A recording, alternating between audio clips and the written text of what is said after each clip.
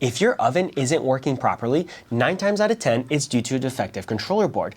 Now, I fixed hundreds of these, and today I'm going to show you exactly how we do it. This unit came in with a dim display, and the oven would intermittently turn off. Now, the dim display is always caused by a defective controller board. However, while it most likely is the controller board that's also causing the intermittent turn off, it could also be due to faulty wiring. So to know for sure, we'll need to open it up and do a visual inspection. If you want to fix this yourself, we have a repair kit you can purchase on our website with all the parts we're replacing today. If you don't have the right tools or just want us to handle it, you can mail it to our repair facility. Every repair comes with a 1-year warranty. Links for those will be in the video description below. Now that we've opened up the unit, let's take a look at the back side, focusing on these joints here. If you can't find any obvious damage, you may have to use a magnifying glass or microscope to check all the joints carefully. And you can see there is a little bit of the beginning of a crack over on this side. This one, we are starting to see a lot of wear and tear, but I don't really see a full crack yet. We're almost seeing a crack on 70% of the joint here. These cracks mean that the connection between the circuit board and the relays is starting to deteriorate, so we're definitely going to have to address those. Next, we're going to want to inspect the connections for all of these spade pins. Now, these look okay. We're starting to see a little bit of stress on some of those joints. Oh, this one looks really bad. You'll notice a full crack here. We can see a gap between the pin and the actual joints. And if I try to move it around, I can actually move it. So it's not connecting at all. It's 100% disconnected here. Now, when it comes to cracked solder joints, it's hard to know 100% for sure, but because of how severely cracked that joint was, I'm very confident that this is most likely the cause of the oven intermittently shutting off. Next, let's go ahead and inspect for the dim display. Some guides suggest to replace the nearby capacitors. Now, that won't work for this board. The fault is simply with the display. Luckily, I had a fresh batch of brand new displays remanufactured earlier this year, and those of course are available with the repair kits. Now, so far we've identified that we have a bad display that needs to be replaced, and we have several defective solder joints on the back that will need to be touched up. However, we don't want to stop here. In order to fully and properly service this controller board, we want to not only fix the immediate issue, but also the common failing parts. So there are 2 other things we want to do. Number 1 is fix other solder joints that are defective. More specifically, the ones around the transformer and other pins and connections. And also electrolytic capacitors. And I'm not talking about the small ones near the display, but the larger ones on this upper circuit board. If they are not replaced, over time they can start oozing electrolytic fluid, which will corrode and damage the circuit board. Let's begin, first starting by repairing the defective solder connections. And as mentioned, we're going to be reflowing all connections, not just the defective ones.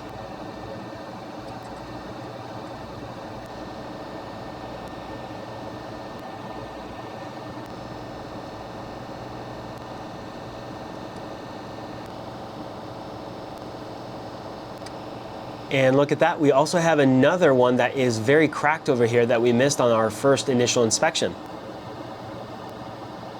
I did not like how that joint flowed, so we're going to actually remove some of the solder we added. And we're going to try a second time, and hopefully we get a little bit better flow. And that looks a lot better. This is our final spade pin. And now we can start reflowing the relay pins.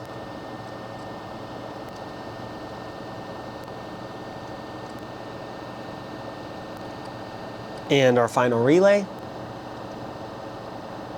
Now moving to the transformer pins, and before we reflow them, I did want to really zoom in on them because we can start seeing a crack around 100% of this joint here. And this one's an important one because it goes to the fuse, which means it's one of the main power lines. If we look at this one, it also has a little bit of stress.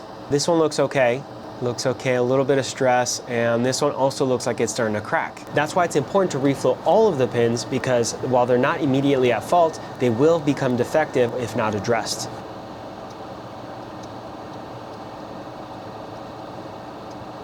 And finally, we have our connector pins over here.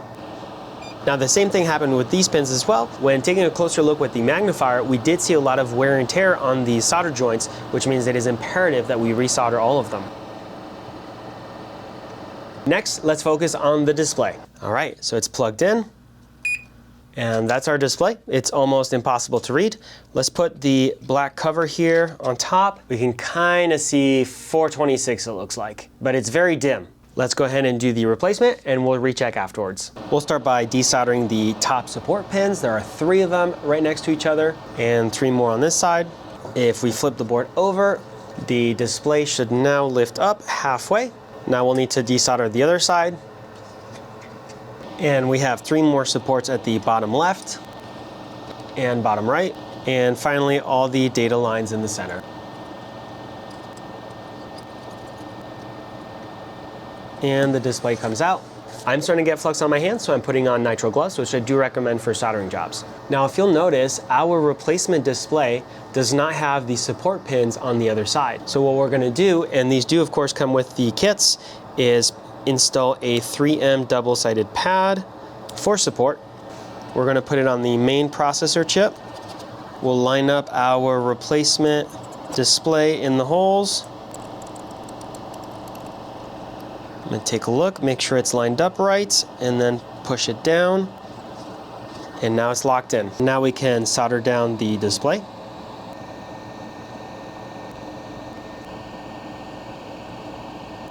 Let's plug in the unit one more time.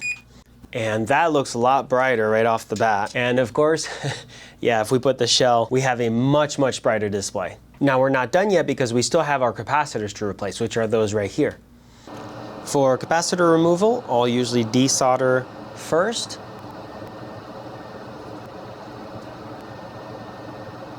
See if I can wiggle the pins. I can. So that means I can safely pull the capacitor through. This first one was 470 microfarad, 16 volts. My circuit board has a black line indicating the negative side, and the capacitor also has one of the pins on this white line also indicating negative. So that is how I know the orientation. We'll put our capacitor through, lock it in, cut off the pins, quick little touch up. Next we'll do the big one, which the pins are right next to the previous one we just did. Same thing, we'll start by removing as much of the solder as we can. And if I wiggle it, it does look like both my pins are loose. And I can pull out the component. This one is a 3300 microfarad, 16 volts. Same rules, we have a black bar over here indicating negative. And I also have a negative sign on the capacitor indicating which leg is the negative one. We'll cut the leads, touch up our joints, and now we'll move on to these two over here, C8 and C9, and we'll do both of these at the same time.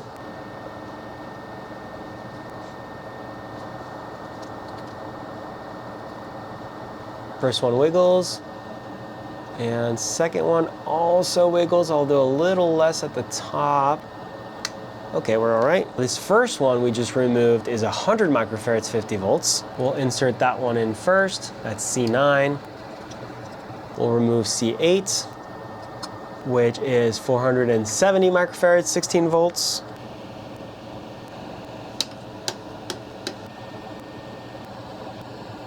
All right, we have finished all of our soldering.